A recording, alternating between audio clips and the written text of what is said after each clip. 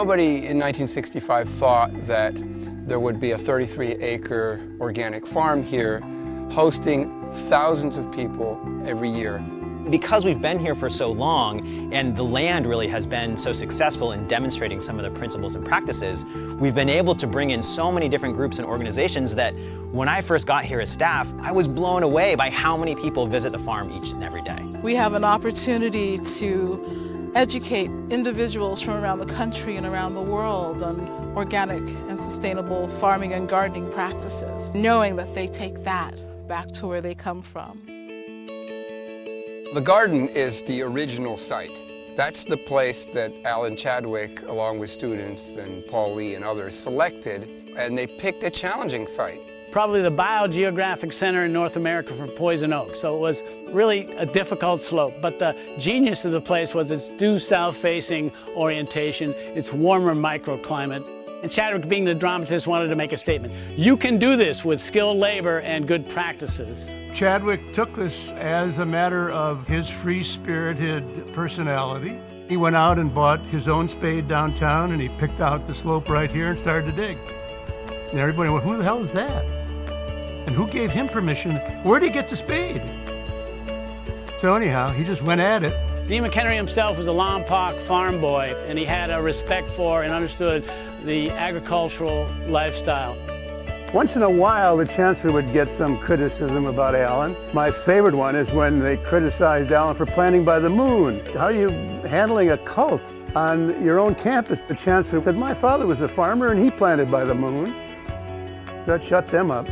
He was a riveting personality. He had 1 foot in the theater, drama, and 1 foot in horticulture, world-class horticulturalist. And he fused the two together and taught in a way that was very oral and demonstrative. I think one of the finest things he represented was a sacramental relation to nature. Alan, in effect, worshiped nature, and he transmitted that to the students just in the moment when they needed that. If you're here during the crepuscular hours, the dawn and dusk hours, when the birds are out chirping, and you were to walk through just before the main slope when there's citrus on both sides and they're in bloom, you get this overwhelming fragrance of citrus walking through the garden. That's something that I'll keep with me for my whole life. So that was the original site, but in the early 1970s, the students wanted to take their show onto a larger space. They wanted to go from gardening to farming.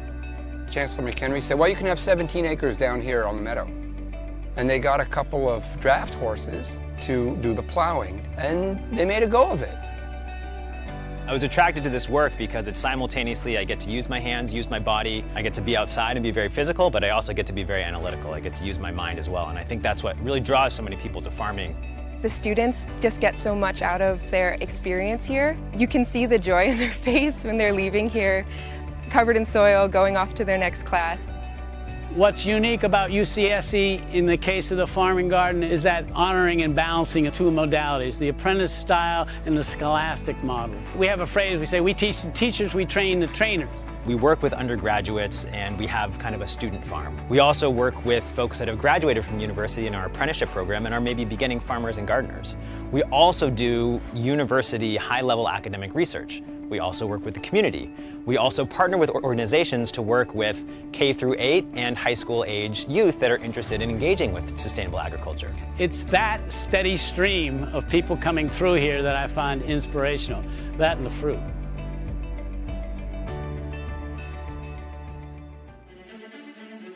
The farm and garden really was at the nexus, the genesis of starting this movement in this country. In the first 50 years, we came a long way from beautiful, eccentric oddity up by Merrill College to a world-class model of sustainable agriculture. We're celebrating 50 years this year. But in many ways, I feel like right now, the farm has just as much potential as it did when it first got going. And the reason is that the conversation has moved so far, and we want to keep moving it further. I can't think of not farming now. My purpose is with the ground and with everything that comes out of it. I want to share the joy of what farming and gardening is.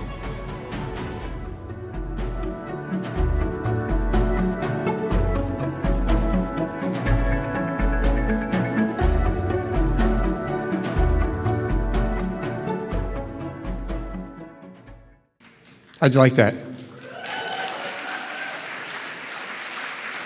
Yeah, of course you liked it, because that is us. That's you. Well, I want to thank Lisa Nielsen of UC Marketing and Relations, and also Peter Tierman of Impact Video for producing that. They did a great job. And we got to look at DARRYL a lot, so that's good too. So if you've noticed, during this whole weekend, we've packed in a tremendous amount of activities and times to get together and have meaningful hugs and stories and so on. And that's because we are trying to, our very best, to convey to you what we have been up to while you were gone. And that's like trying to compress decades into seconds. So if it feels like it's full and overflowing, a little bit like Oren's garden, that's why.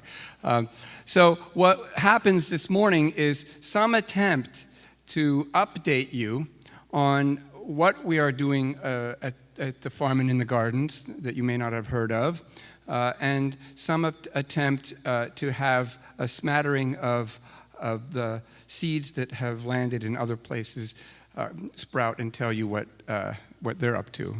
And so DARRYL will be emceeing that part of it. So I'm going to introduce DARRYL Wong right here.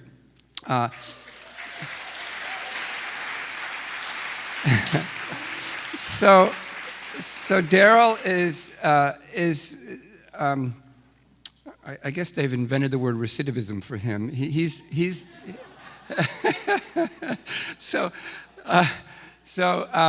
DARRYL worked with Kirsten Yog at Free Will and Farms for 5 years.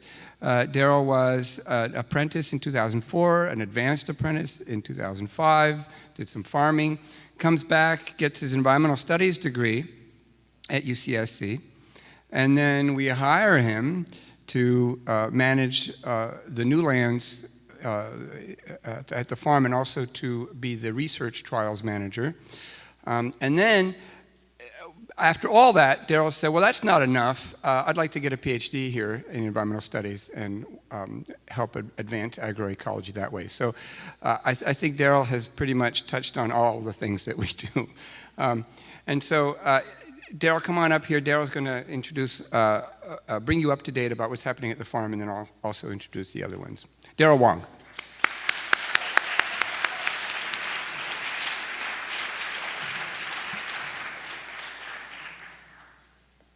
Okay, I'm a little nervous.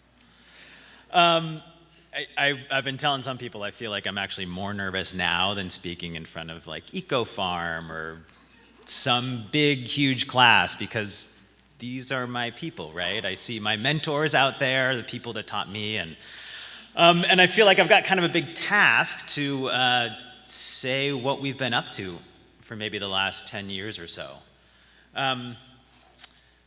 So I'm going to try. And maybe I'll just apologize in advance that I probably won't hit on everything we've done. I won't be able to highlight everything that everybody's been working on, but hopefully these are a couple pieces to bring you up to speed to where we're at. Okay, let me see if I can. Here.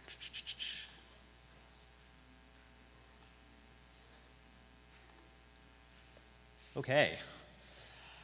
And Olivia, I just remembered. Okay, so a quick announcement before I dive in here. There is a silent auction that will be closing tomorrow, and this is to benefit the scholarships for the POC, the People of Color Network, down at the Hay Barn. You can finish the silent auction up to tomorrow, and all the proceeds go to benefit that. So if you haven't seen it yet, take a look. They've got some great stuff. Okay. So whether the farm looked like this when you were here, or whether it looked like that, whether CART looked a little bit like this,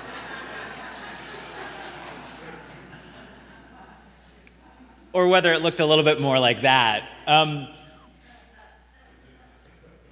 we've been doing a lot.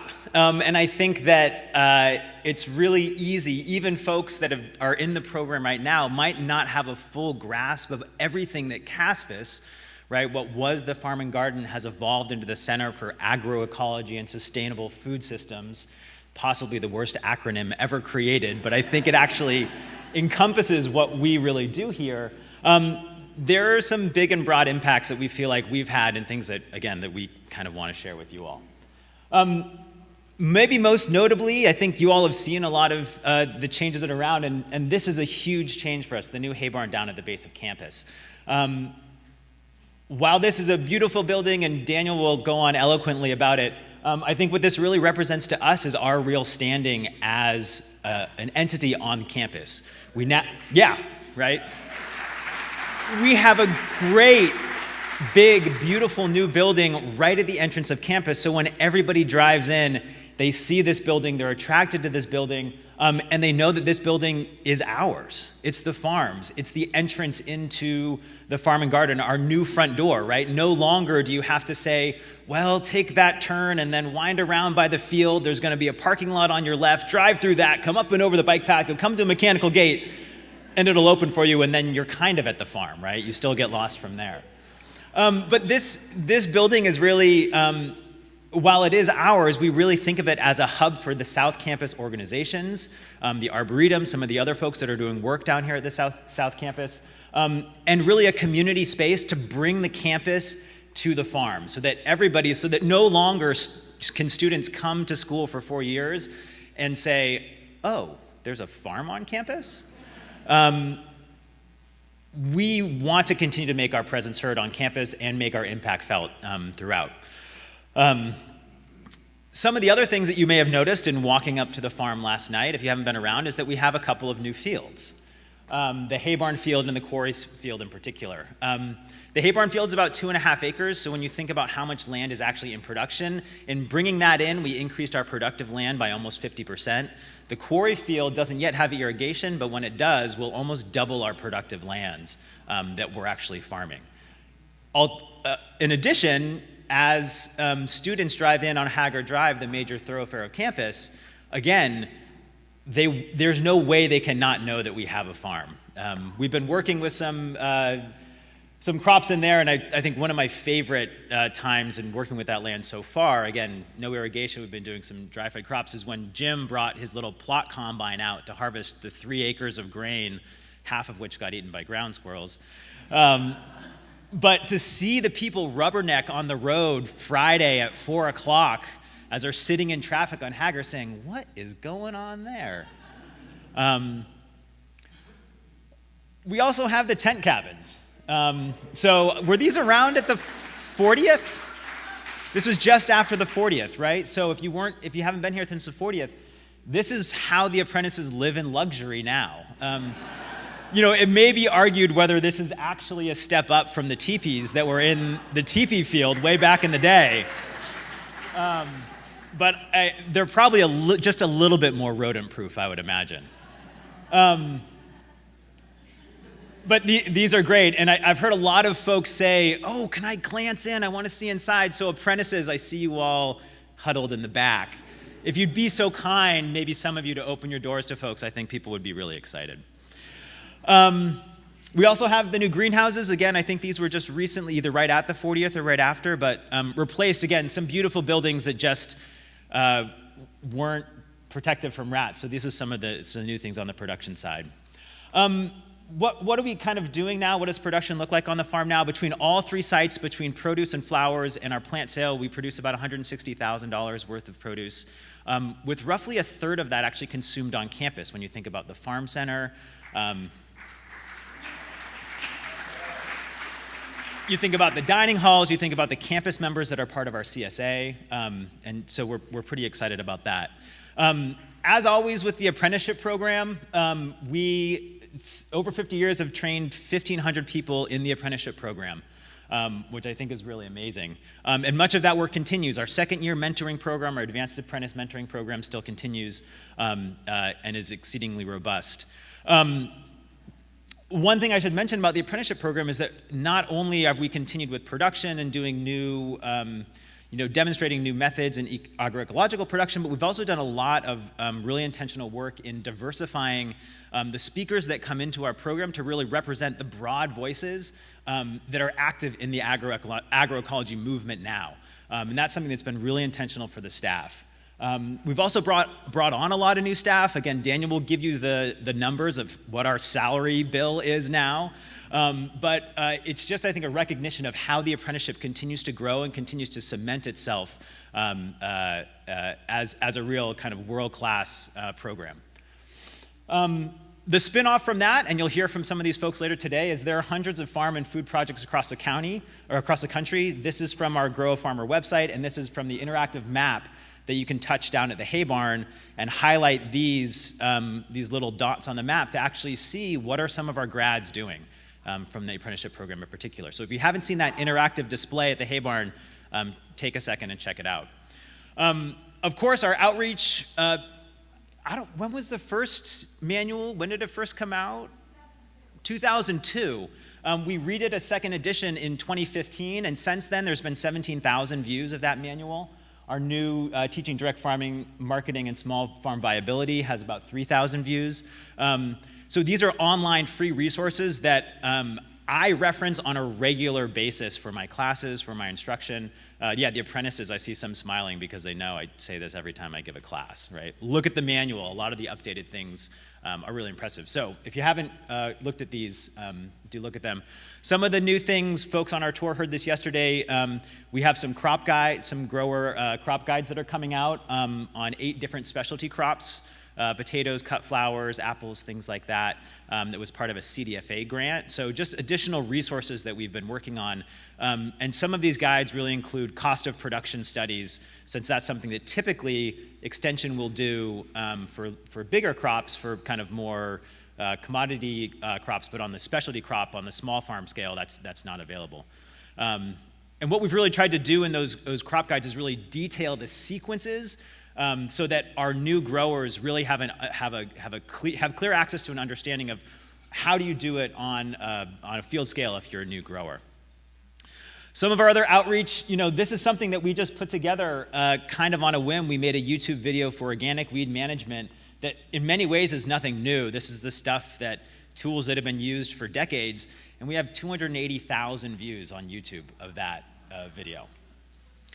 Some of the things that, again, in thinking about kind of broadly as the bigger CASFS, some of the things that we're doing on the land-based research side is really exciting. And just for 2018 alone, 3 on-farm trials were part of over $3 million in grants and awards. Some highlights on that are the anaerobic soil disinfestation work that Carol Shannon and Joji Muramoto are doing up on the farm. This is an organic alternative to methyl-bromide production in strawberries. And the impact that this is having on the community is really clear in the fact that in 2012 there was 1 acre in production, and in 2017 there was actually 1,400 acres in production. Looks like that got cut off with the font. But that makes it's making a big difference in our community, and what we're actually seeing now is spin-off industries that are working on installing this type of production for strawberries and actually encouraging the organic production of strawberry nursery starts, which, as many know, has always been an issue. We're also, no-till has been an increasingly large part of the conversation, both on the policy level but also nationwide as we think about carbon sequestration. And we received a 5-year gift for a no-till trial on the farm that will be comparing no-till and CASFS-based, and comparing that against our CASFS tillage-based organic system. And probably one of the biggest things to highlight in research and what CASFS is doing in that regard is that we actually are maybe just about this close to putting out a job position for a UC Cooperative Extension Specialist that will be based at UC Santa Cruz in organic farming systems. So, yeah, and this is really exciting because that type of specialist has never been at Santa Cruz. We're not a land grant. We've been excluded from that process in the past, but this position, this PhD position, will be able to go out, have conversations with growers, and we'll be able to answer those questions for those growers and gardeners in the county at CASFS itself. So, just continuing to keep us in touch. Some of the things that we're doing on the undergraduate side, there's now a concentration in agroecology if you're an environmental studies major. This was a recent add to the curriculum, and there's 60 students currently enrolled and over 30 graduates from that program. So it's really cemented itself on the academic side of the university as well. We're continuing to build our undergraduate internship program, and the number of internships that engage with the farm has increased about 20% a year over the last 3 or 4 years, where in this last school year we actually had more than 80 internships across 4 quarters on all 3 of the sites. So we're really building in the student farm component of what we do. And that really goes to dovetail with these curricular integration efforts of, again, making sure that CASFS and the work that we do there really ties in with the work that's happening up on campus and in environmental studies. And over the last 3 or 4 years, over $2 million in competitive grants and foundation gifts, mainly from the USDA and from the Heller Foundation, have been raised to integrate those programs, but also to create pipelines from underserved communities in Salinas and in Watsonville to get those students that are interested in ag in those communities up to UCSC so they can get undergraduate degrees here in environmental studies.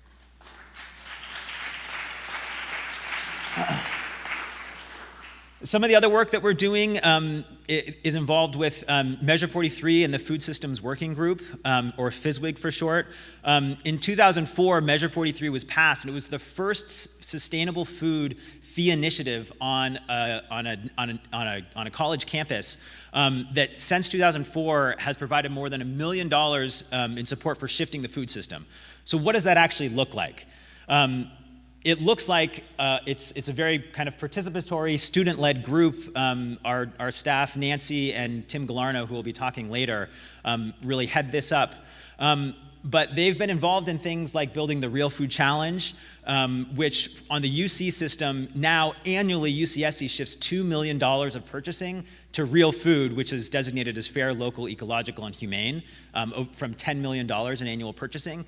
And UC-wide, that looks like $28.3 million is shifted to that type of product.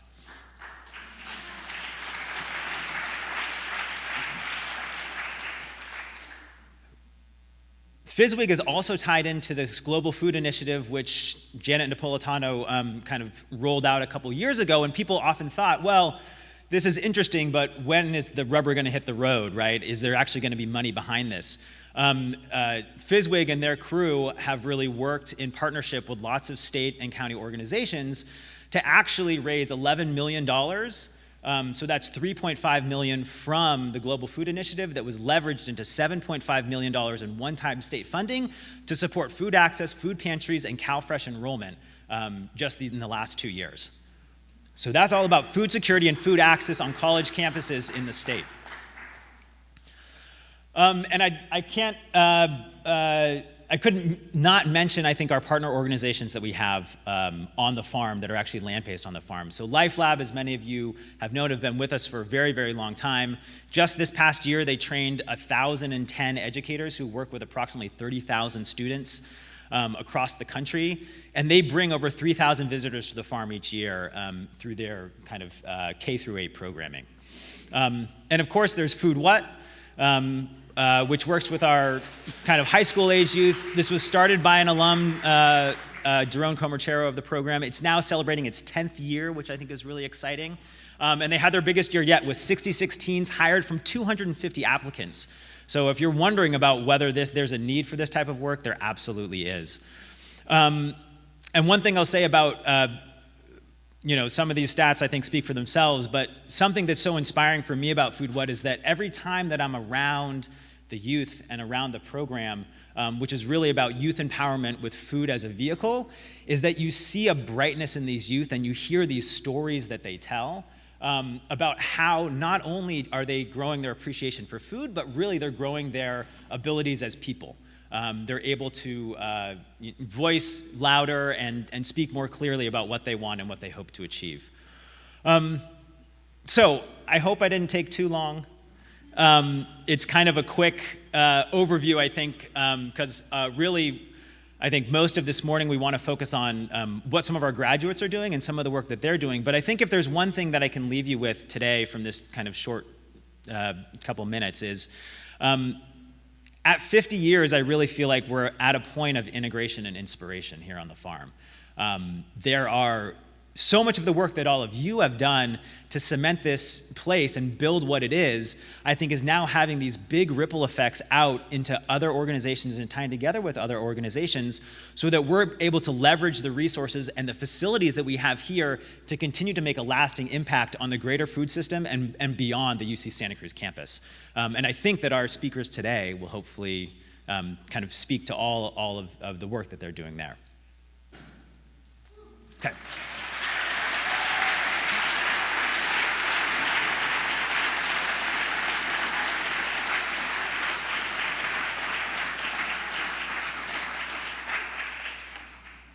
Okay, now I'm done for the weekend so I can relax.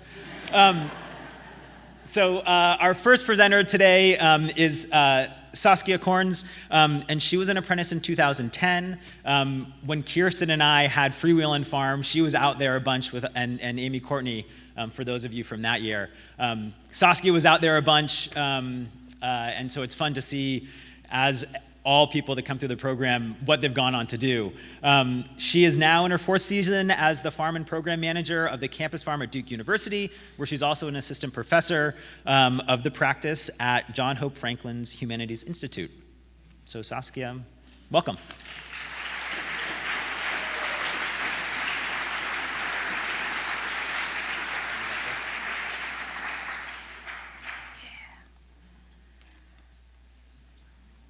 Is this one? Just that one? That's okay. And that's your little highlight.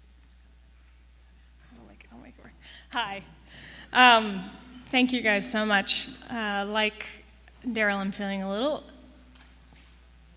excited because this is such a transformative place and experience for me, and I have such a deep respect for so many people in this room. I'm very honored to be here. So yeah, as Daryl was saying, 2010 was a big year for me in ways that I knew and didn't know at the time. I was taking time off of a Ph.D. program in English, where I was studying writing about farming, to actually do some farming here at the Farm and Garden. And at the same time, on the other side of the country, some wheels were turning in a place that I hadn't really thought much about at all. There was an undergraduate at Duke University by the name of Emily Sloss who was writing a seminar paper. It was a feasibility study about what it would take for Duke to have a campus farm. And this is a picture of the farm breaking ground back in 2014. So 4 years later, in 2014, Emily and my paths converged, and I packed up my life in New York City. I moved to Durham, North Carolina to take the helm at what would become the Duke campus farm. I'd been to Durham only one time before. It was in January. So I had seen the farm, but the ground was more or less frozen, because that's what happens out there. So I didn't actually see all that much. So when I came back in April, stuck a digging fork in the ground, digging fork I'd gotten right here at CASFS. What I saw made a piece of me want to just turn right around and leave. It was an orange clay with particles so fine that the soil actually feels kind of greasy. Parts of the farm have a pH as low as 4, which is the acidity of a weak vinegar. For soil people out there was no O horizon. There wasn't even any A horizon. What I was looking at was basically an acre of exposed topsoil, subsoil.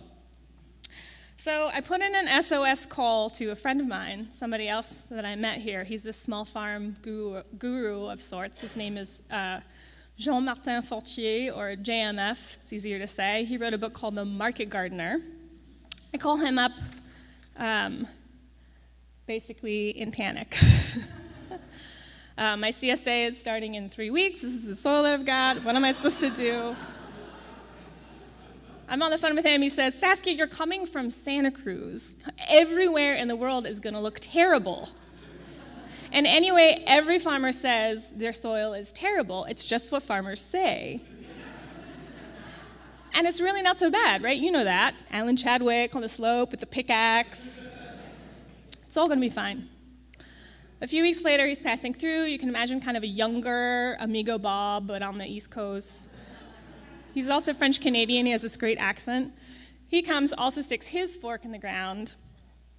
He looks at me and he says, "Saskia, everyone complains their soil is shitty. I tell you, all farmers say their soil is shitty, but your soil, it really is shitty."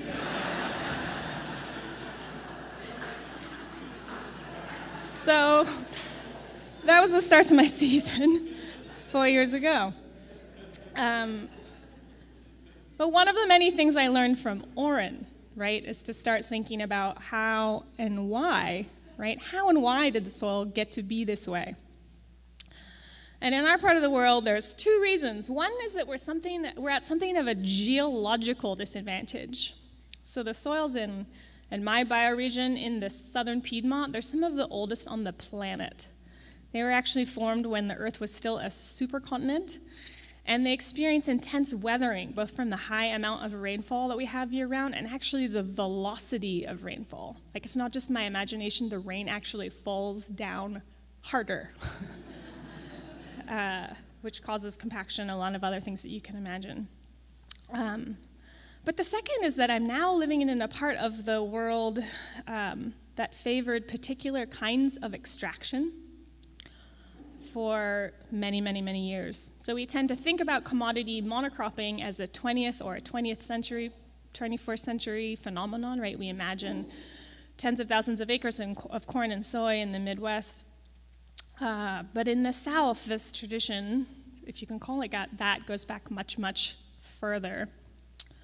So the land that I farm now was settled back in the 1740s, and it was farmed continuously until the 1970s when the soil essentially gave out.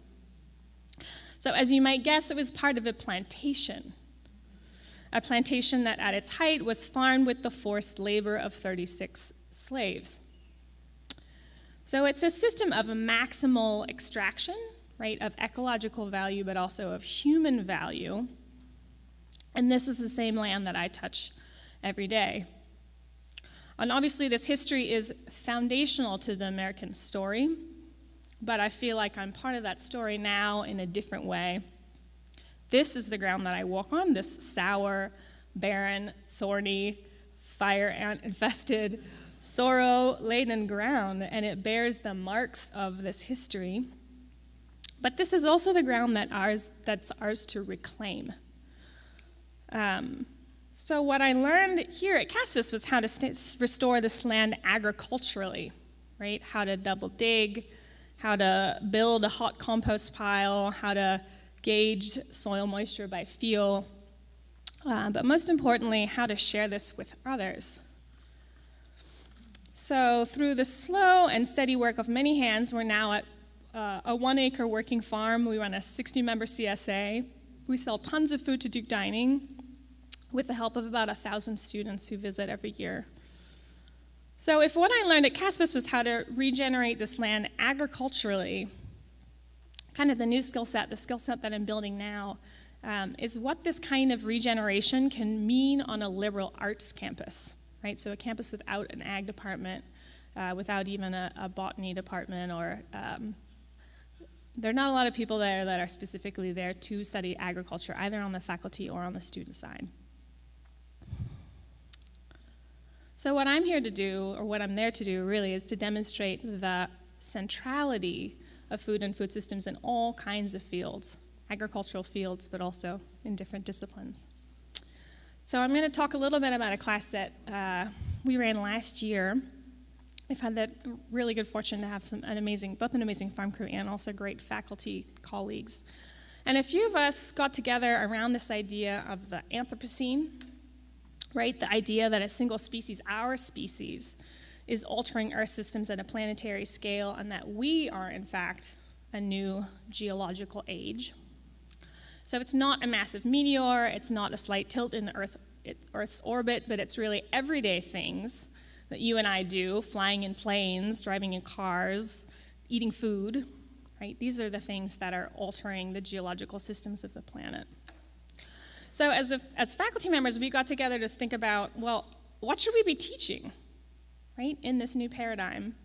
We can't in good conscience be teaching the same things in the same way, especially to a student body and an elite university with so much access to power, right? Because we know one thing's for certain, and that's that doing the same things in the same way will lead to the breakdown of the systems that we depend on, not just farming systems, right, but planetary systems. So what should we teach in the Anthropocene? Maybe what should we be teaching to the first generation really, who's living entirely under the shadow of climate change? Farming is a really powerful place to start, right? To show that there is a way to have a restorative relationship to the non-human world, and a way that in fact is quite accessible, ways that we've known about for quite some time. So we came up with a course called The Environment in Literature, Law, and Science. So I taught this class with a soil scientist, with the chair of the Women's Studies Department, and with a constitutional lawyer from Duke Law School, to think about what different disciplines actually even mean when they say the word environment, and what the impacts of those meanings are. And a framework from the hard sciences became one of our central themes. So this framework is called critical zone science. It kind of takes a slice of the earth, so you can think about it like a pin drop on a Google map, and looks at that sort of slice of the earth over long periods of time, so over geological time frames. So it takes this tree top to bedrock approach, and it's this interdisciplinary science that's bringing together people who study soil, people who study geology, geophysics, hydrology, ecology. But what's critical to me as a humanist about critical zone science is that it actually takes into account not just the ecological features, but also the human impacts, right? The human systems that are impacting those particular points on the planet. So what we ended up doing was using the farm as a kind of case study, right, as a critical zone, as a kind of archive. So what you're looking at here is a soil core that's about 12 feet long. So this represents eons of history, right, and eons of human history, and we can tell stories about this place and about the systems it's a part of through the soil itself.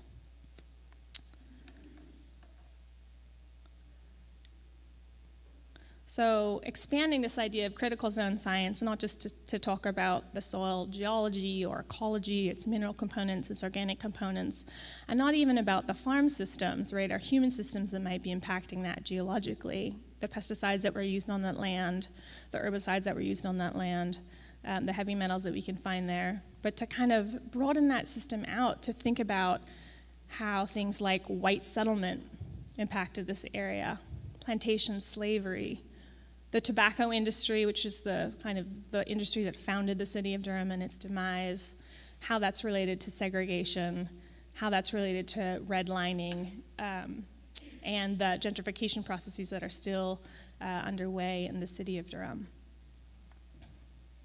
So the soil itself becomes a text through which we can read some of the stories of this place, the devastation of this place that's really made visible and legible in new ways in its soil, the way the devastation is part of this land story, part of the story of the university, and how the university is itself in place within a set of broader systems, right? And systems of destruction, systems of survival, and now systems of regeneration.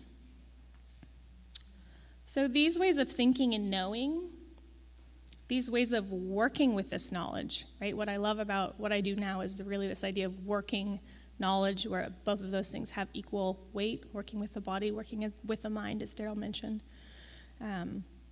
It's really crucial now to my teaching, both in the field and in the classroom. Let's skip over some of these.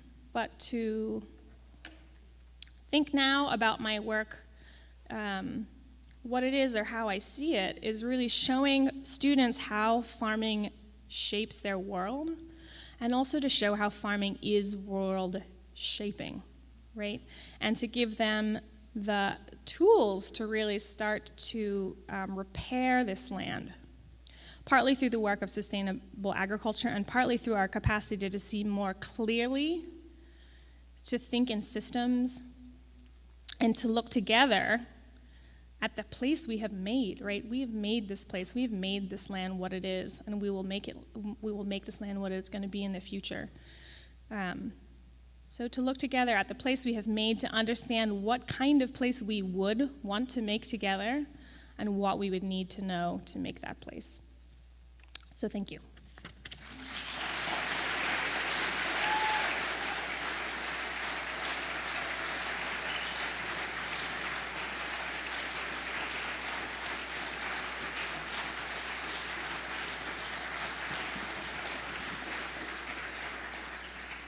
I feel like I'm just going to get chills all weekend.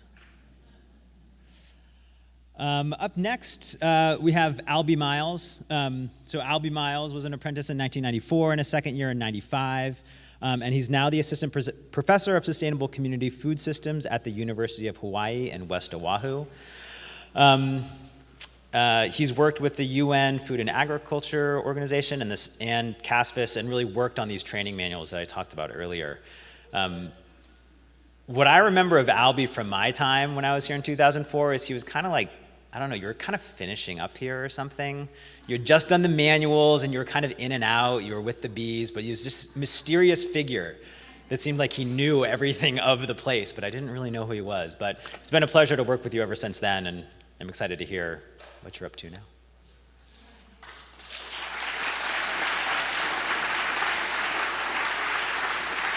Is this you? No. That's it. This is you. You're back here. Yeah. Yeah, this one right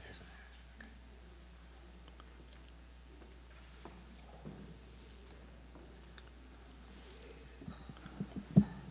All right, thank you very much. Thank you for inviting me to come to speak and share about the work that I'm engaged in, having been inspired by my time in the apprenticeship program and then my time as a staff person at the Center for Agroecology. So, as mentioned, my name is ALBIE Miles, apprentice in 1994. I was a second year in 1995. And then I stayed on in various capacities, organizing conferences, working on the training manuals, and doing a wide range of things. I was at the center until about 2006, at which time I enrolled in a Ph.D. program at UC Berkeley.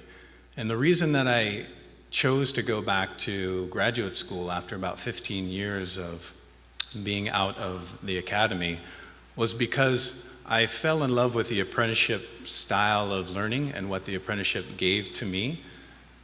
And I also spent a fair amount of time learning from people like David Goodman and Patricia Allen and Steve Gleesman and some of the people in the academic world of agroecology.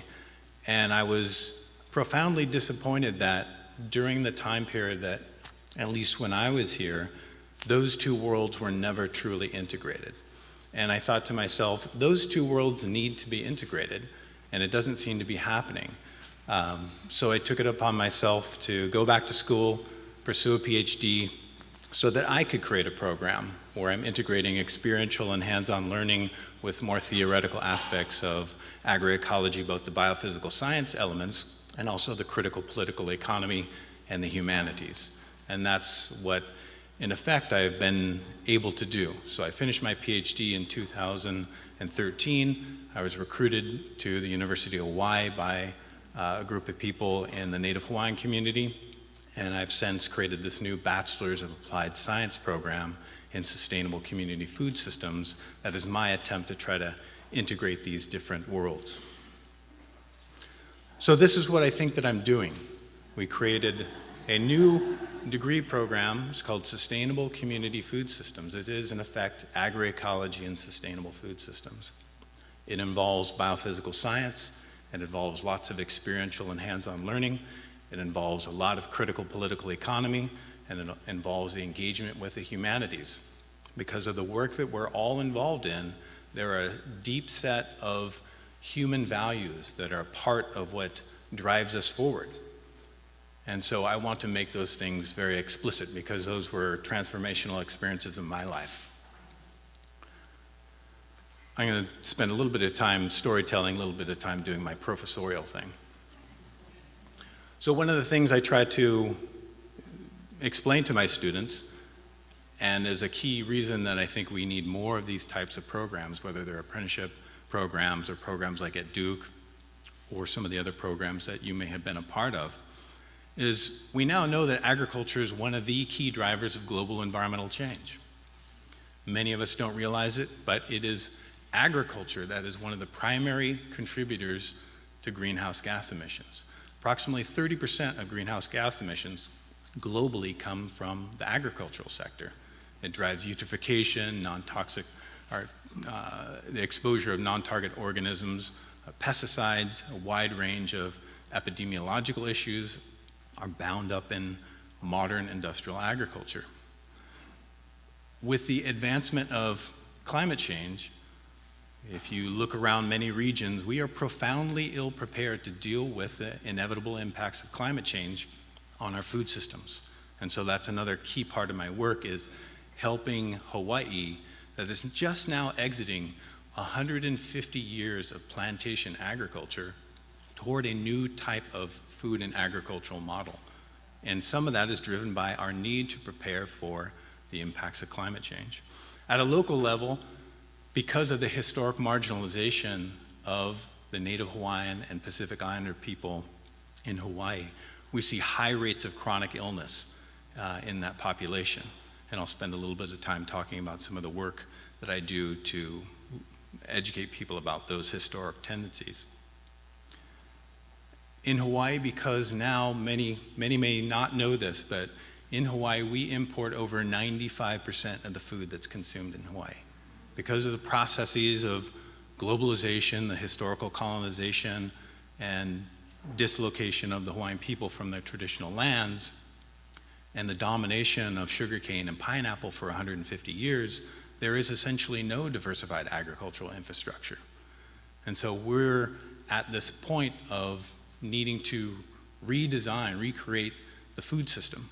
And that's what I see my work being bound up in.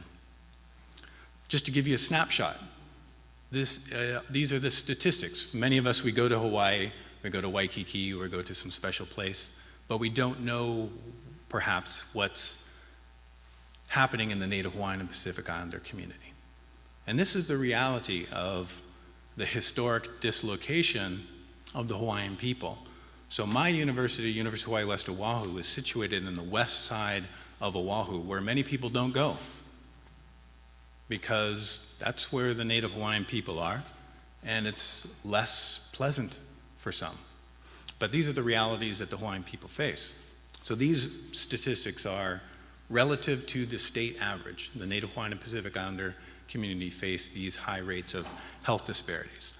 I teach a class called A Survey of Sustainable Community Food Systems in Hawaii, and what we do is we start with this document and we trace through history, how did we get from a pre-contact society that had a population density nearly equivalent to today's Hawaii population, and it fed a very robust, healthy population on an entirely self-subsistent form of agriculture, and how within 150, 200 years, the Native Hawaiian people are experiencing these types of chronic illness.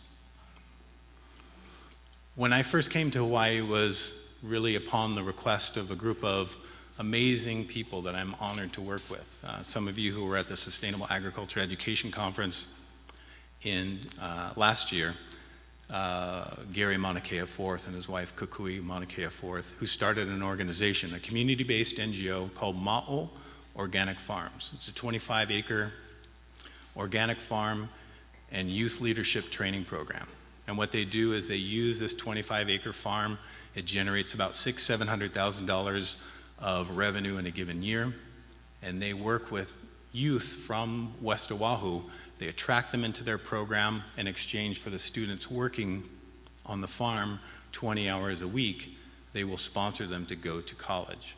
So it's designed as an educational opportunity for Native Hawaiian and Pacific Islander youth to facilitate social mobility, all using organic farming as a key tool.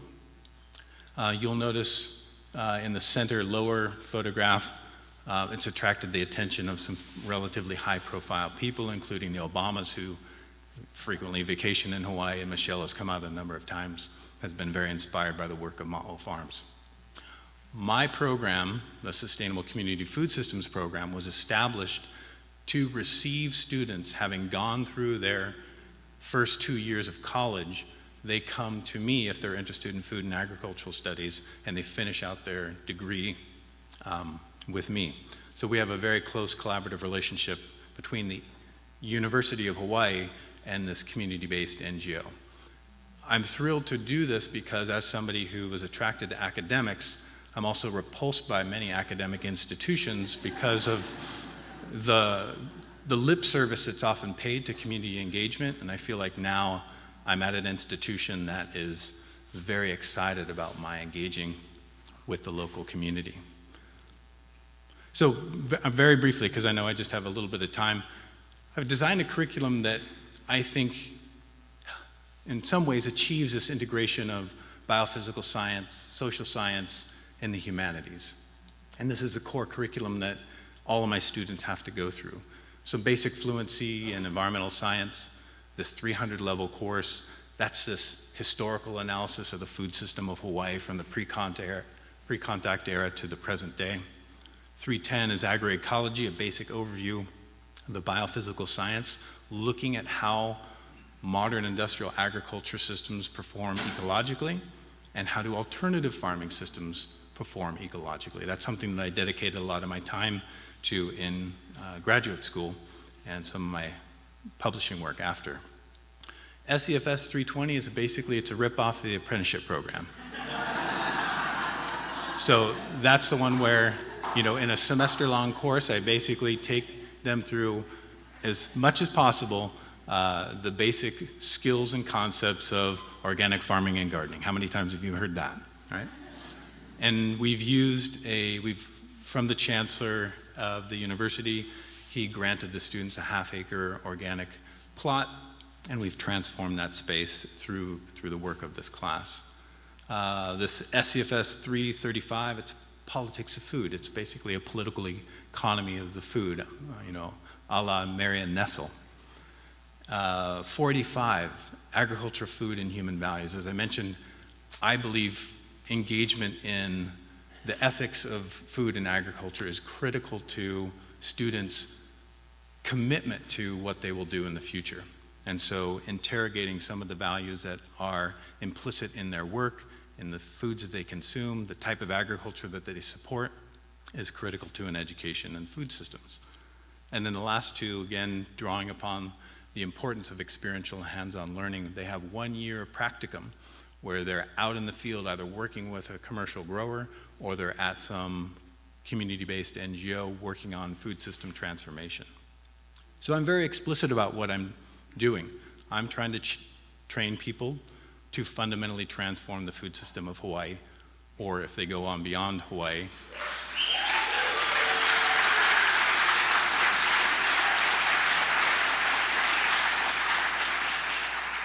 a few other things I'll mention is I work with a number of scholars in the Native Hawaiian community. You can see from some of the curriculum, if you know a little bit about my history, I'm a beekeeper, so I integrate a lot of the skills and concepts that I've learned here and into my classes to keep people connected to the natural world. I think that's fundamental to supporting people's commitments to food system transformation. The last couple of classes, the SCFS, HPST, that's Hawaiian and Pacific Studies. So increasingly, I've just been recently able to hire an indigenous scholar to begin fleshing out an entire area of curriculum in my program under the general rubric of indigenous natural resource management. So agroecology started by studying traditional farming systems from around the world, and here I have the opportunity to draw upon an extant form of Hawaiian agriculture and integrate that into this program. So we're now cross-listing courses in Hawaiian and Pacific Studies and Sustainable Community Food Systems in order to fully integrate indigenous knowledge into this curriculum. I'll just go through a couple of last slides and then I'll close.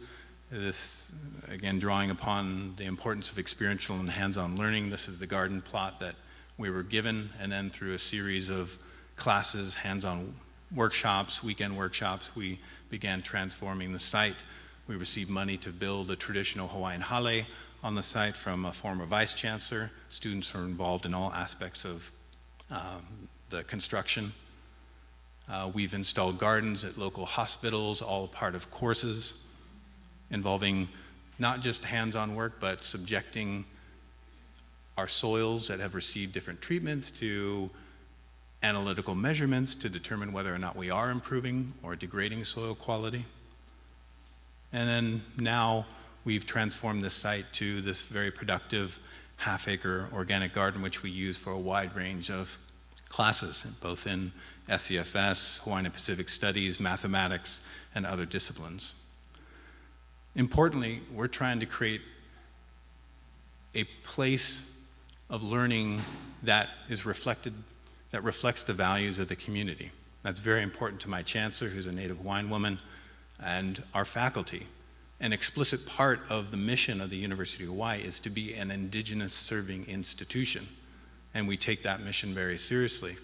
And so having this hale in the center of our organic garden is in many ways a manifestation of that mission. As mentioned, we are committed to integrating indigenous knowledge and practice into the curriculum. So I spend a lot of time taking my students out into the field to learn from traditional practitioners. And if you haven't been to Hawaii, if you get off the beaten path, you'll quickly come to know there's remarkable, beautiful farming systems that in essence haven't changed for 1,000+ years. Beyond the hands-on learning and traditional knowledge, again, with a commitment to interdisciplinary and critical education, I try to train my students to think very systemically about the food system. And we use GIS analysis, for example, to look at the ownership structure of the island of Oahu. And if you look at who are some of the people who own large swaths of land, you can see the colonial history of Hawaii in this map. You see in the light blue, those are all military bases, right? Pearl Harbor at the bottom center, which was a prize of the US government going back hundreds of years. Schofield Air Force Base, and you see all around the island is ringed with military bases. So there's an unlimited amount of interesting material to cover with my students, all of this having an influence over the type of food and agricultural model that we are able to sustain or achieve. An interesting thing that we engage with is, how does the structure of the food system of Oahu influence the type of health outcomes that we see exhibited in the Native Hawaiian and Pacific Islander community? So we did a simple GIS analysis looking at the concentration of comprehensive grocery stores and convenience stores and what was contained in those stores. And we see in the urban center, this is downtown Honolulu, we see about 20% of convenience stores. You go to the west side where the Native Hawaiians live, you see 50% of the retail outlets. So there's real structural obstacles to people gaining access to safe, affordable, quality foods. These are the types of things, when I say critical systemic analysis, these are the types of things that I think are important. For you folks as well, but particularly for my students, I want my students to understand that there is now a very robust biophysical science literature supporting the claim that organic and biologically diversified farming systems outperform conventional farming systems across nearly every single environmental performance metric. So this is critical to educating people to engage in food system transformation work. We need to know how these systems are providing any kind of ecological, social, or economic advantage. This is the work of John Reiganold, some of which my colleagues at Berkeley contributed to. This is a very important paper, it just came out last year. I encourage you to read it, John Reiganold at Washington State University. And we have to understand that not only are organic and diversified farming systems outperforming conventional farming systems across nearly every economic, social, and ecological performance metric, but it's happening in a particular political economic context. So this is the work of Liz Carlisle, Marcia DeLong, and I. We were looking at how these systems perform socially, ecologically, economically, and in what political economic context are they functioning and achieving such high levels of performance. So this is an analysis that we published last year, and that is to demonstrate quantitatively that the U.S. Department of Agriculture, surprise, surprise, is profoundly neglecting organic and biologically diversified farming systems. This is important information, I believe, because if we're going to engage in food system transformation work, we need to find what are the structural bottlenecks. Last couple things. Inspired by the apprenticeship program and the Center for Agroecology, we're just about to launch a new initiative at the University of Hawaii. We're calling it the Hawaiian Center for Sustainable Community Food Systems. It's a 200-acre research, education, community engagement, and extension center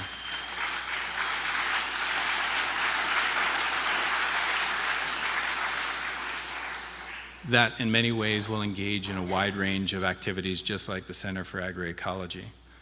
It's all in its preliminary design phases right now, but this is what, in effect, we have in mind.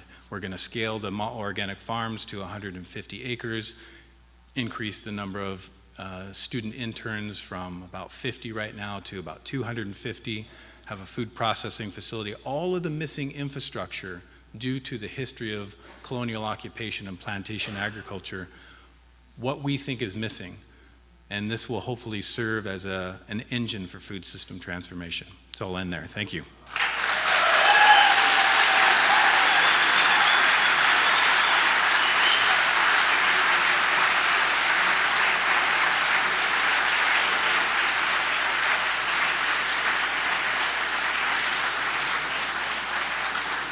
Thank you, Albie. Okay, up next we have Nancy VAIL and JERED LAWSON. I have an introduction, maybe I don't need to read it. They're co-founders and co-directors of Pie Ranch. Nancy VAIL was an apprentice in '97, a second year in '98, JERED an apprentice in '94. And maybe I'll just say, as with Albie, it's been a joy to work around these folks ever since I came to the apprenticeship program. Nancy was the field production manager when I was here, and it's been, wonderful to just be around you and all the inspiration that you continue to give to everybody in this area. So, come on up.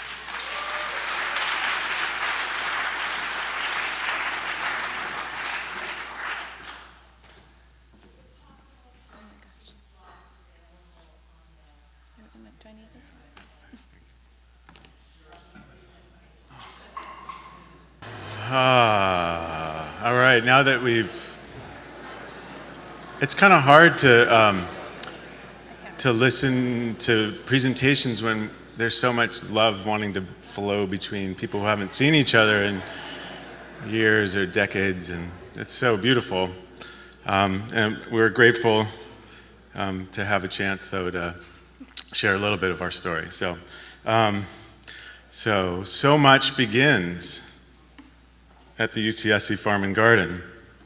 Nancy and I's friendship started in 1997 while I was on my way out of the apprenticeship after 3 years at the farm to start working in Berkeley with Joy and the Food Systems Project, and here's Regina at Malcolm X Elementary.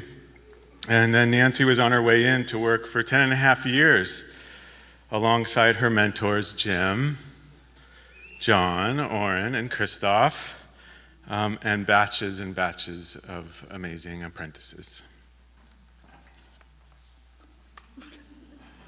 We have notes because we're also a little nervous. Oh my gosh. Okay, so it was in 2001 at the Eco Farm Conference where we found ourselves dancing together. Thanks to Joy, Anne, and Lindsay, Dawn, And the day after the dance, this is very cheesy, but yes, we were talking about having babies and starting a farm. You're next. And then the following year, our dear friend Gloria Decatur married us in the fields, like last night, overlooking the beautiful Pacific Ocean.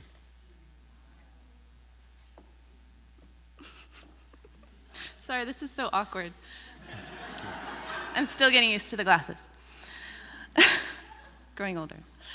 And the next year, we found a pie-shaped piece of land, creative financing, and the foundation for our educational farm using pie, literally and figuratively, as a tool to teach about building a healthy and just food system. We have to advance. Oops, that's not advancing. Aha. And since 2005, it's coming, we have centered our work in 3 areas: food education, emerging farmers, like ALBIE, thanks to the Center's program, the Farm and Garden, and regional partnerships.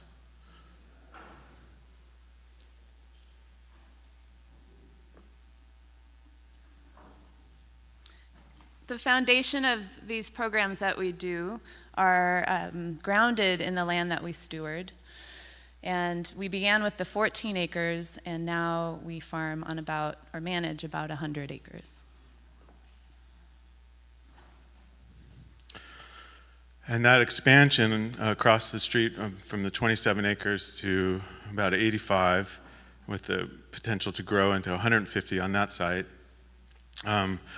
came from participating in an innovation lab at Google, where we were given the opportunity to suggest ideas to trial. We wanted to see if large organization cafeteria programs like at Google and others could provide the same kind of CSA commitment a household makes to a farm for the season.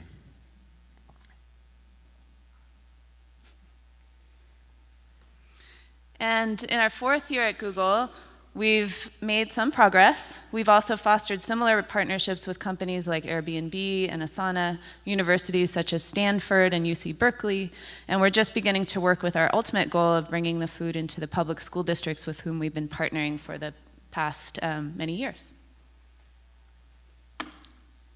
And just recently, we hosted a group of about 50 Google employees out on the farm to help us weed in the kaleettes and Brussels sprouts. They learn not only about, more about where their food is coming from, but also viscerally what it means to say, it's a long row to hoe.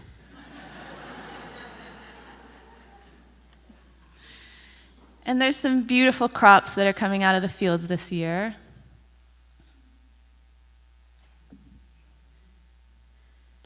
And we also wanted to take the household version of the CSA and blend it with the meal kit model and offer it to employees to take home on the weekends. We trialed our first farm kit earlier this year, and we'll be doing a follow-up trial soon. We aggregate ingredients from multiple farms around the Bay Area and put them into reusable insulated bags.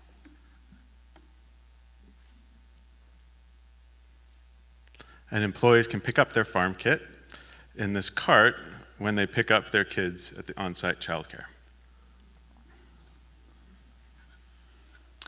Pictured here is Mona Urbina. She's our Pescadero youth manager who's working on a farm kit project in our home community in Pescadero, along with a UC Santa Cruz community studies intern. And these farm kits are being developed with input from 20 participating low-income families, many farm worker families in our neighborhood. And they have been holding focus groups over the past month with the families to develop culturally relevant recipes for the farm kits, which will then be launched coming up this fall.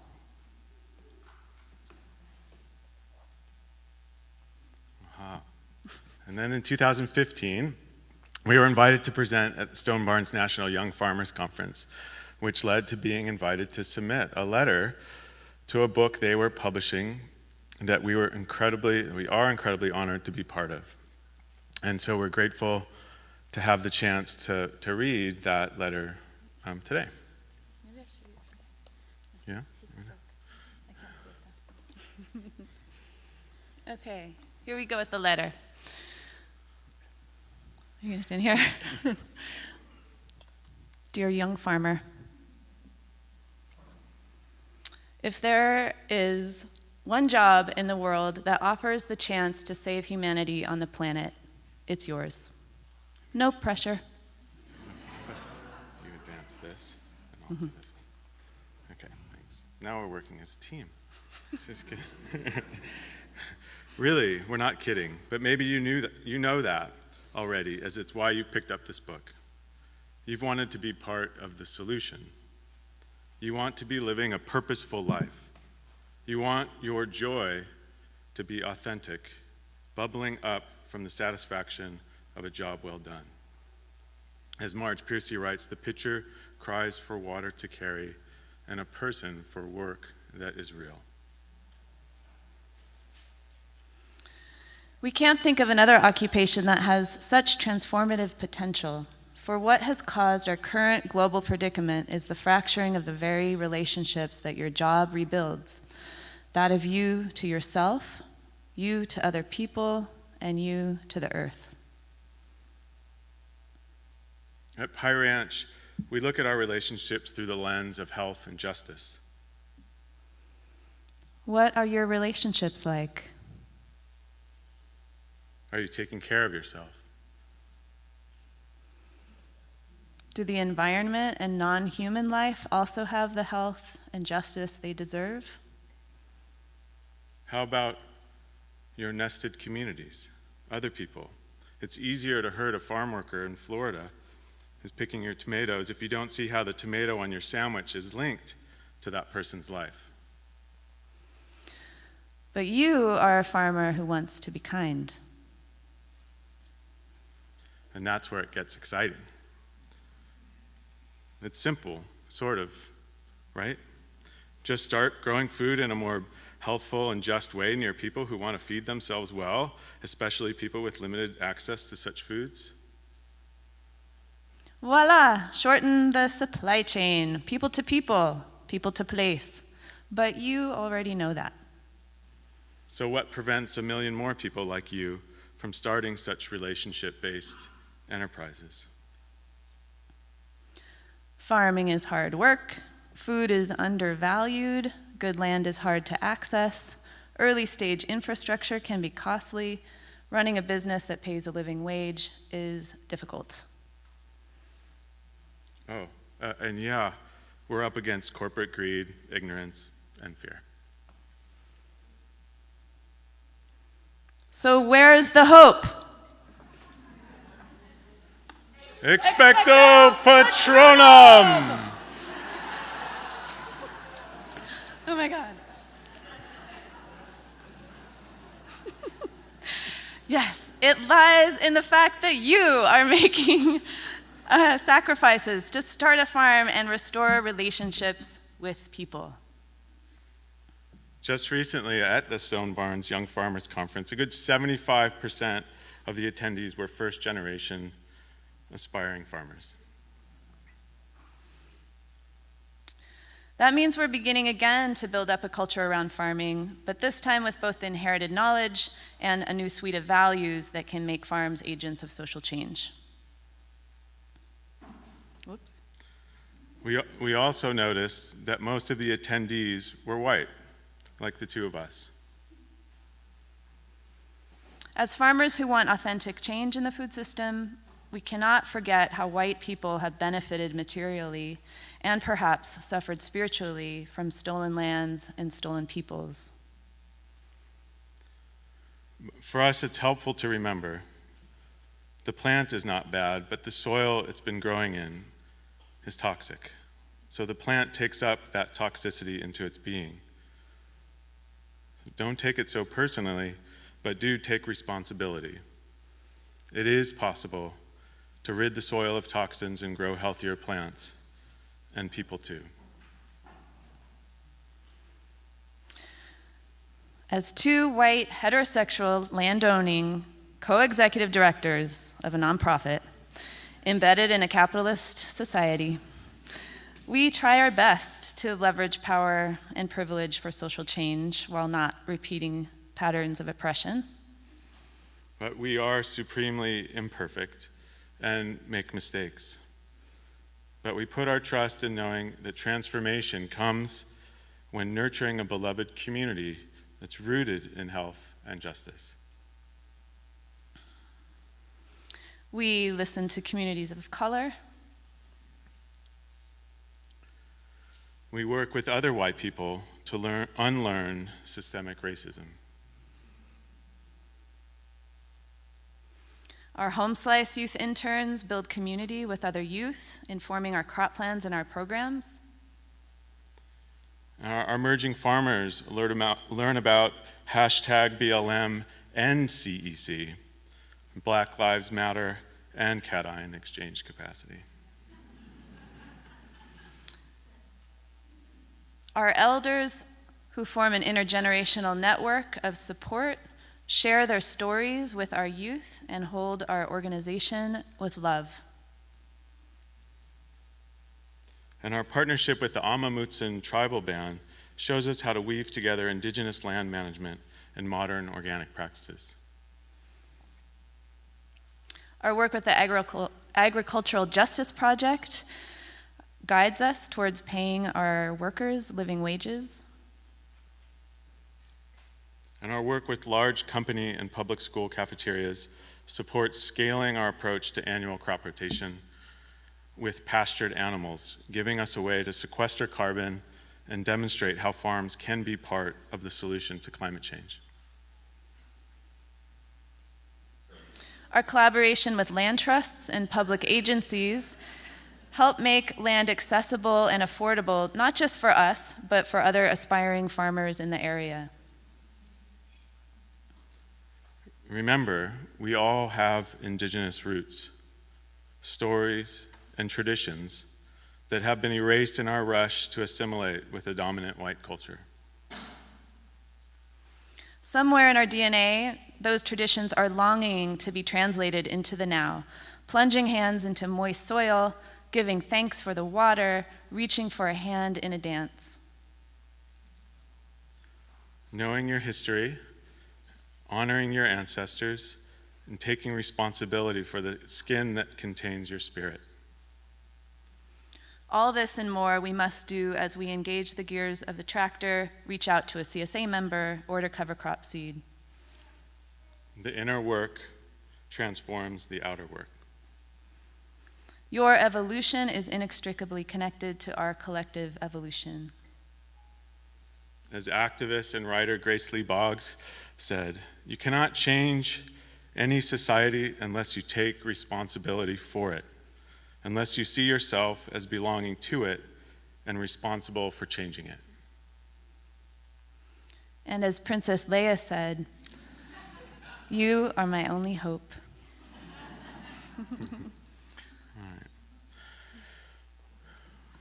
Well, we were going to end there, but we wanted to say a few more words.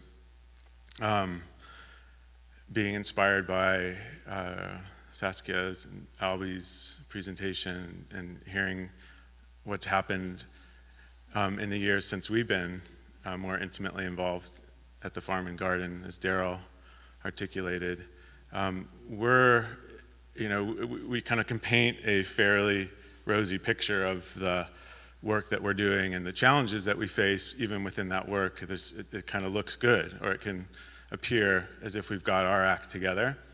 But this has been the hardest year for us in our efforts to try to make a bigger dent in the food system. Go ahead. It's hard, and we are up against a lot. And I was talking to Ryan from Blue House Farm last night, and he's similarly expanded, and some of you are going to get to go visit his farm on Sunday, tomorrow. And there's limited access to housing. We have immigration policy that is clearly non-existent in a way that allows for communities that are engaged in this work on a daily basis to have fair and equal an ability to access this work. And we have the markets that clearly are stacked up against this. There isn't even though the local food movement, organic food movement has clearly made strides, it is so hard to talk to somebody in a distribution world whose only mission is to buy low and sell high. And how do we, with all the effort and the love that we want to put into the soil, that we want to put into each other, and then build this more healthy and just food system, how do we do it when everything, whether it's policy or the economic system, makes it really hard? So anyway, I'm excited to yeah.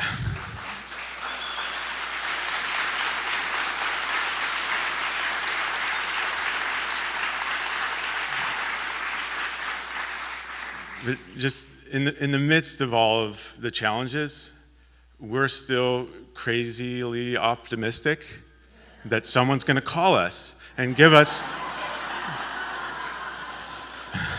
$15 million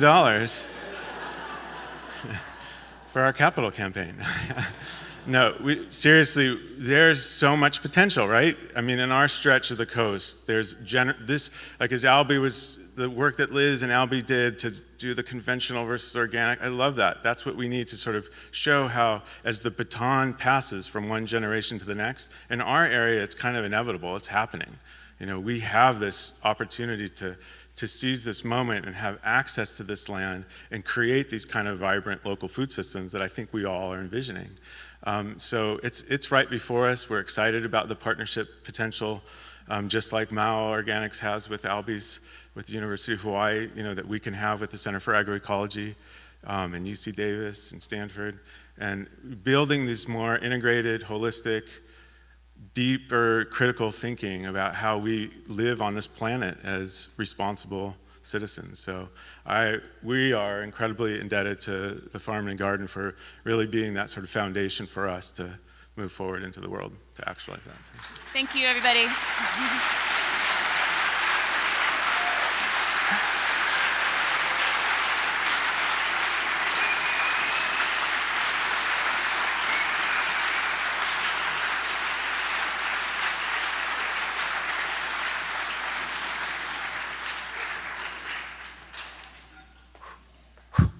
Okay. Thanks, Nancy and Jared. Our last speaker today, again, I think probably needs very little introduction. Karen Washington is going to kind of close out for us. We got her batting fourth.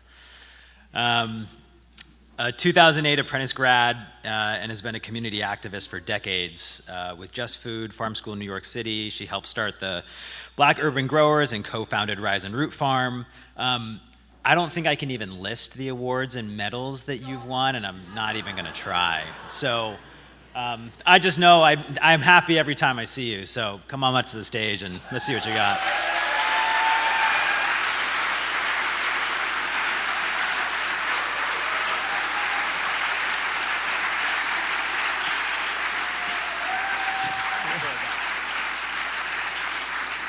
Wow. First of all, I am so glad to be here and to be chosen to speak. As a person of color, I came here in 2008, and here I am on stage about to give this sort of keynote speech.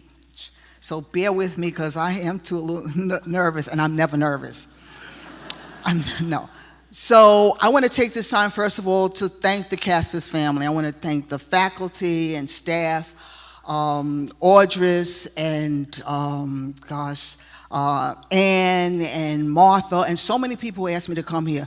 And I talk about the power of asking because someone asked me to come here, and many times I've gone to conferences and I see a lot of people missing because no one picked up a phone to ask them to come. So just think about in the future, when you look around and there's not enough diversity, did someone ask someone to come? So I just want to say that side note.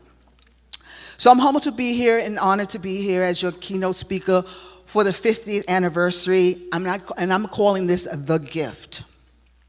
Today marks my 9th year removed. I started in 2008 when I first descended on this place.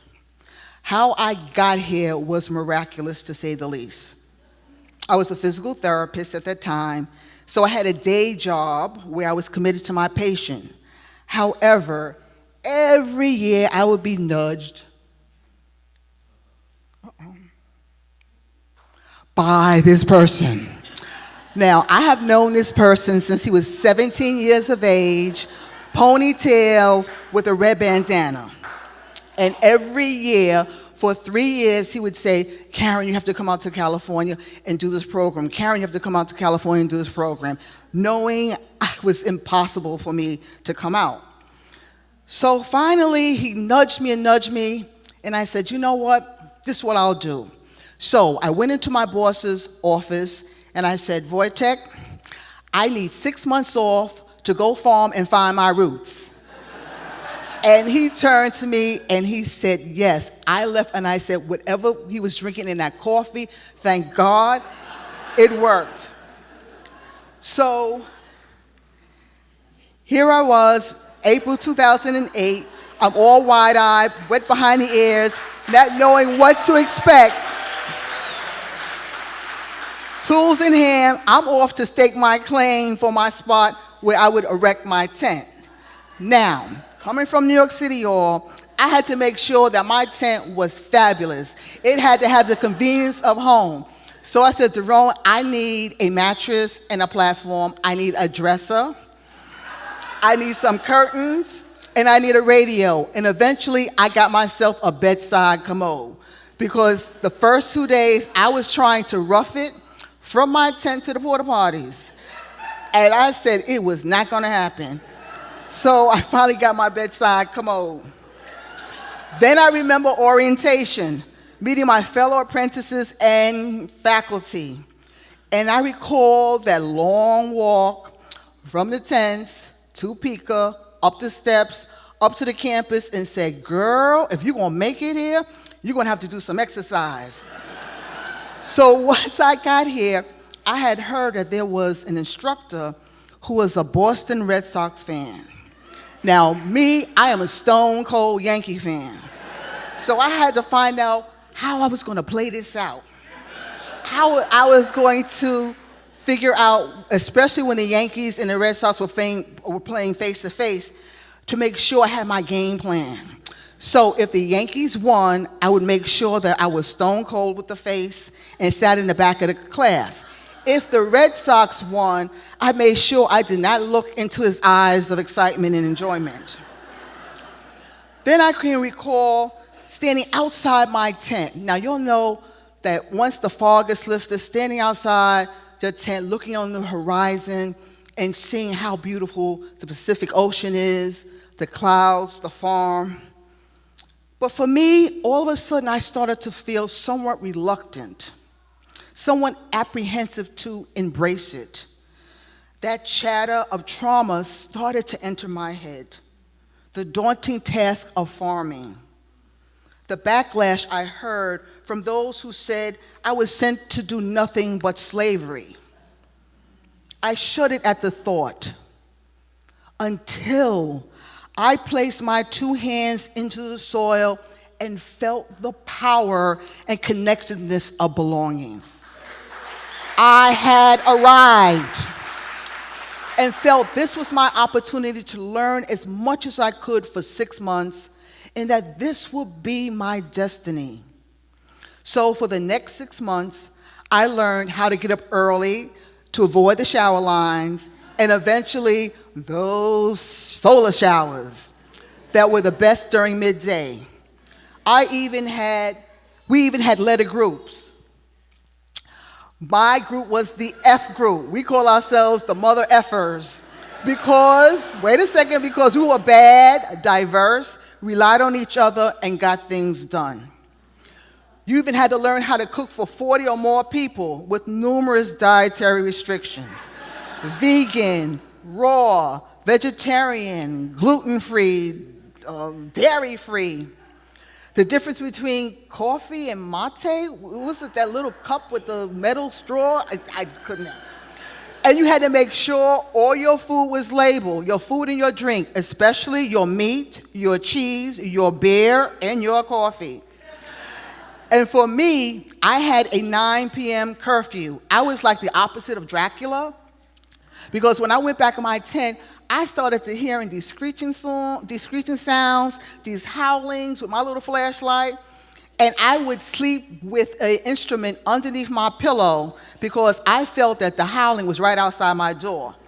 But after a while, I got used to the screeching and howling, which was drowned out by the giggling, laughing, feet scampering, and conversations that were happening outside Tent City. Yes, we lived in a tent. I'd vowed that this experience would help me to learn as much as I could about organic farming, starting with the instructors. So this was that instructor who would interject their favorite baseball team while pruning trees. Or the instructor who could passionately explain the nomenclature of plants with his eyes closed.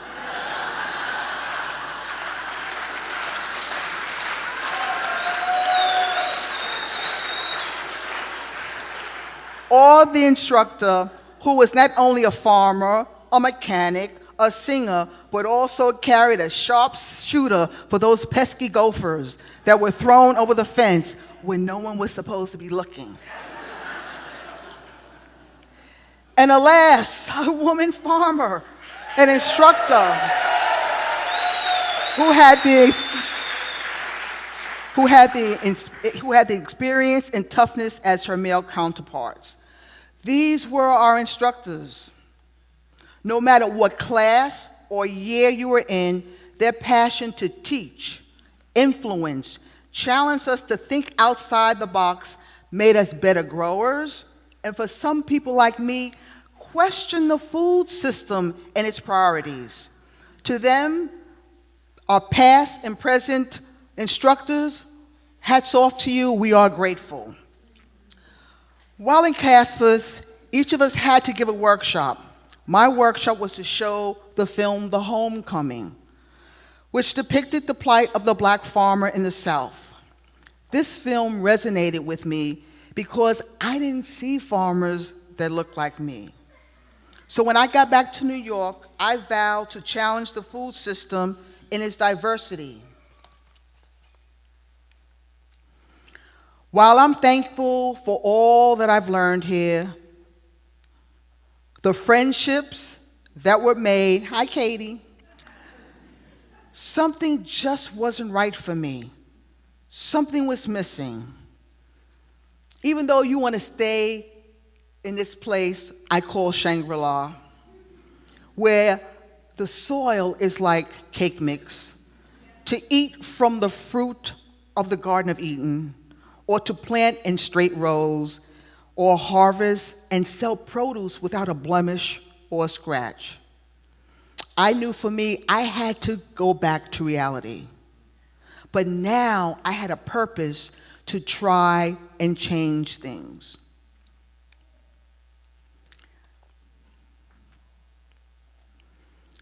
Since leaving CASFS, I have traveled throughout the country and parts of the world speaking out against injustice, whether it be in the form of hunger, poverty, gentrification, land grabbing, labor exploitation, sexism or racism, all have no place in today's society.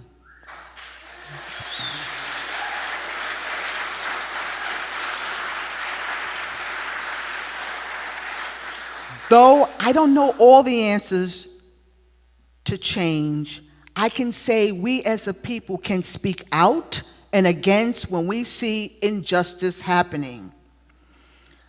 Some of the things that I'm grateful for CASFS is for giving me the confidence and the voice to challenge the food system.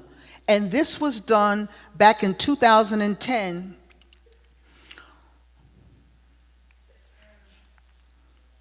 when Lori Clevenger and I a CASFS alum, put on the first Black Farmers and Urban Gardeners Conference in New York City. Now, people,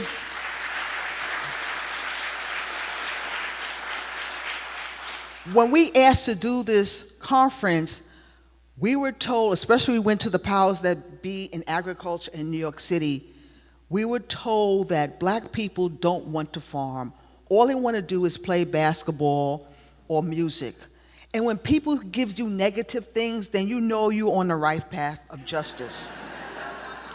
And so proud to say that subsequently we've had the conference in Oakland, Detroit, and this year we'll have it in Atlanta. The conference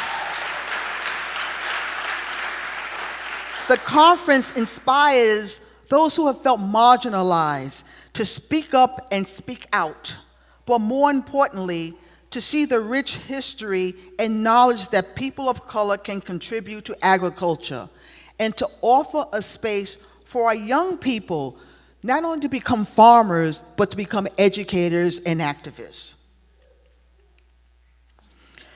In 2011, we started Farm School NYC, the New York School of Urban Agriculture, with the help of CASFS instructors. It was a similar program that was started here in CASFS, now in New York City. It was for people who couldn't afford to come to California, but had the inspiration and wanted the knowledge to grow food and to grow food justice. Some of the people are here today, and some are the current alumni. Onika Abraham is now the director of Farm School. Lori Clevenger, Jane Hodge, Deborah Gray, B. Ayers, Ursula Chance, Molly Culver, and Maggie Cheney. These are your alumni who've taken their expertise and brought them back to New York City to start this program. And for me, it's about living my dream. I tell all of you out there that if you have a dream and aspiration, you have to say it out to the universe. And that's what happened to us in 2014. We are 4 women.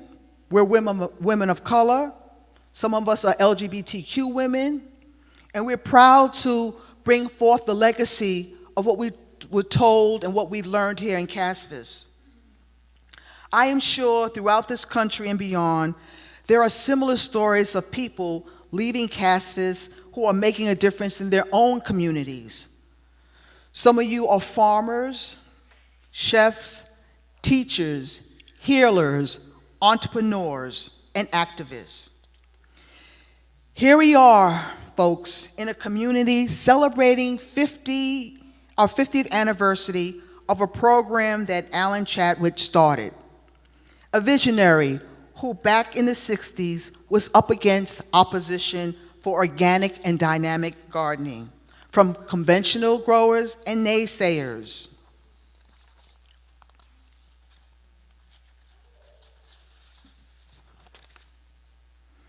But he pursued his dream, his vision of what farming should look like.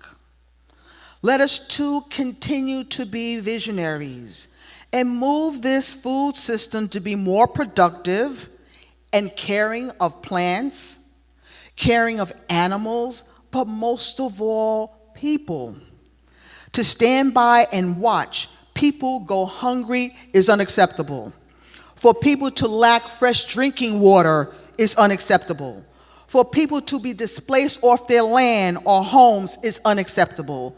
To pollute our ocean and land is unacceptable. I challenge you all today to take on the next 50 years and make a difference. CASFS has indeed been a gift to all of us. The legacy we leave behind will embellish the next generation of people. I wear with pride that I was one of the chosen who walked onto this field, put my hands in the soil, and found my calling. Thank you so much.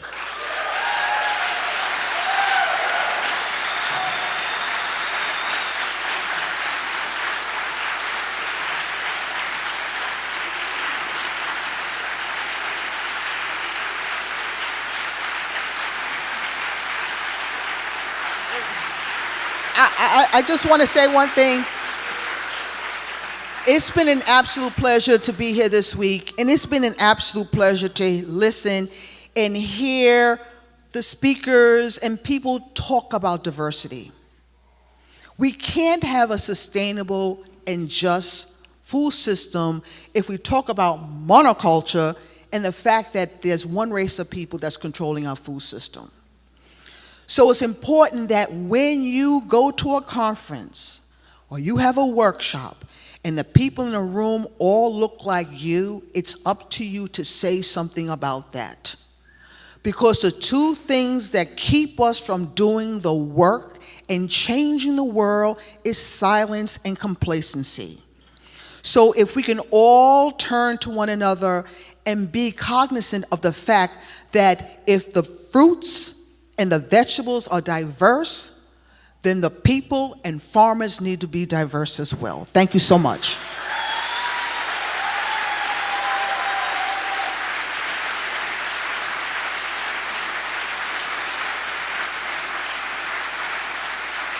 Let's just have one more round of applause for everybody that spoke today.